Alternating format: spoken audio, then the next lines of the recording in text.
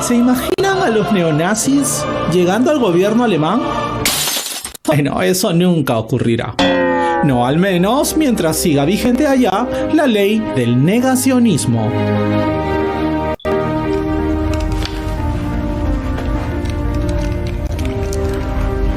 En cambio, en nuestro Perú, el neosenderismo visita Palacio, se reúne en la oficina del primer ministro, sesiona en el gabinete y despacha en los ministerios. Y por supuesto, el extremismo debate en el Congreso. ¿Cómo y por qué llegamos a esta situación? Esta es la increíble y triste historia de los cándidos peruanos y de sus enemigos desalmados.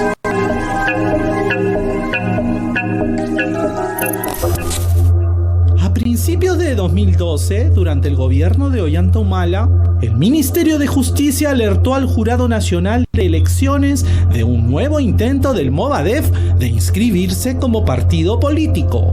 Entre los firmantes, 249 son hoy militantes de Perú Libre y otro grupo formó el Suteconare de Pedro Castillo, con personajes cercanos a él como César Tito Rojas y Efraín Condori Ramos. Se comentaba, circulaba el rumor que el Jurado Nacional de Elecciones estaría en posibilidad o atendería la solicitud e inscribiría al Movadef como partido. Y efectivamente eso no sucedió. ¿Cómo era posible que una agrupación declarada abiertamente seguidora del pensamiento Gonzalo haya logrado las firmas para intentar treparse a la misma democracia que quiere destruir? La respuesta caía de madura, porque se lo habíamos permitido. Los jueces y los fiscales no han tenido una actitud realmente firme en relación al delito de apología al terrorismo. El senderismo seguía vivito y coleando. Por eso, el entonces premier Juan Jiménez Mayorga envió al Congreso en agosto de 2012 un proyecto de ley del negacionismo.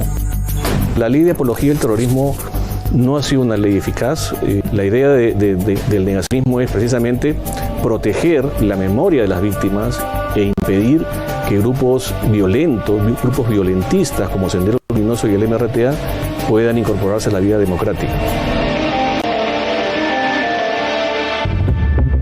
Pero, ¿qué es el negacionismo y en qué se diferencia del delito de apología del terrorismo? La diferencia no es menor. Mientras el delito de apología solo castiga la exaltación, justificación o enaltecimiento que se haga del delito de terrorismo o de cualquiera de sus tipos o de la persona que haya sido condenada por sentencia firme como autor o partícipe, el delito de negacionismo iba más allá.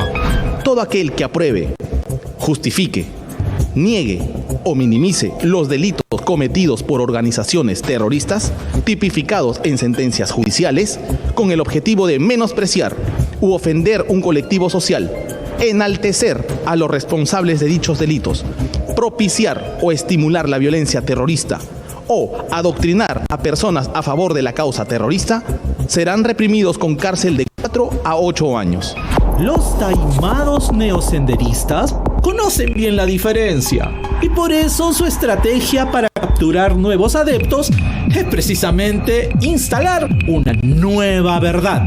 Pero aseguran a los jóvenes que todo es una exageración, que la derecha y las Fuerzas Armadas les han mentido. Aquí, uno de tantos ejemplos recientes de que su lavado cerebral ha funcionado. Del 80 al 92, Lima solamente fue escenario de menos del 5% de todos los atentados a nivel nacional. Y dentro de Lima Urbana, solamente hubieron 4 atentados durante ese mismo periodo. ¿Pero qué sucedió con este proyecto?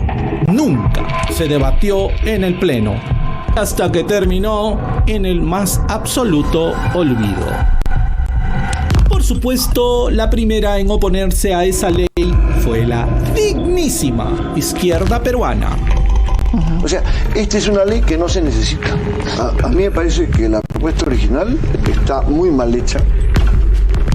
Con los propios congresistas del oficialismo, entre ellos Verónica Mendoza, el abogado de Cerrón Josué Gutiérrez y Yehude Simón, las ONG de indignación selectiva, el actual primer ministro Guido Bellido, defensor acérrimo del Movadef, e infaltable el entonces gobernador regional de Junín, Vladimir Cerrón. Esta ley no va a resolver el problema de fondo, en absoluto. Pero también congresistas de Acción Popular, como el actual gobernador regional de Cajamarca, Mesías Guevara, y por supuesto, Johnny Lescano. Y lo más sorprendente, algunos pesos pesados de Fuerza 2011, como Octavio Salazar, Marta Chávez, Cecilia Chacón, Julio Rosas y del APRA, como Javier Velázquez Quezquén y Mauricio Mulder, quienes no firmaron el dictamen y en ciertos casos expresaron posiciones algo desconcertantes. Querer criminalizar la conducta del Movadef, a la que el gobierno no ha podido derrotar políticamente, cuando vemos escenarios, por ejemplo, proclives a que la violencia sea una herramienta política. Aunque el argumento o pretexto en este caso fue la libertad de expresión y que la respuesta a Sendero debía ser política, no penal. Eso es lo que siempre se ha dicho, ¿no? Que a Sendero y al MRTA hay que combatirlos políticamente también, pero nadie lo ha hecho. No ha habido una decisión política, y una vocación política de los partidos para hacer un trabajo de bases, estar en las universidades, estar, digamos, en todo el país, digamos, tratando de frenar estos avances de Sendero y creo que esto ha sido también una falla que hemos tenido todos. Aquí no ha habido un pacto político por defender la democracia. Básicamente yo diría por un asunto de mezquindad política con el gobierno, pero que ahora estamos viendo las consecuencias de esa mezquindad, ¿no? La ley del negacionismo pudo haber evitado que el neosenderismo tome por asalto el Estado peruano sin detonar ni media bomba. Precisamente el planteamiento de la ley de negacionismo estaba vinculado para adoctrinar a las personas. El hecho de no tener herramientas jurídicas que permitan al Estado defenderse es lo que está ocasionando que exista una posición, digamos, dubitativa o contemplativa de lo que fue Sendero Luminoso y el MRTA en el país, ¿no? Y por la cual el día de hoy yo creo que estamos de alguna manera en un escenario complejo, ¿no? ¿Habrá ahora quien le ponga el cascabel al gato? Haga suyo este proyecto y le corte el camino al neosenderismo. Bueno, quien esté interesado, con mucho gusto se lo entrego. Nunca es tarde.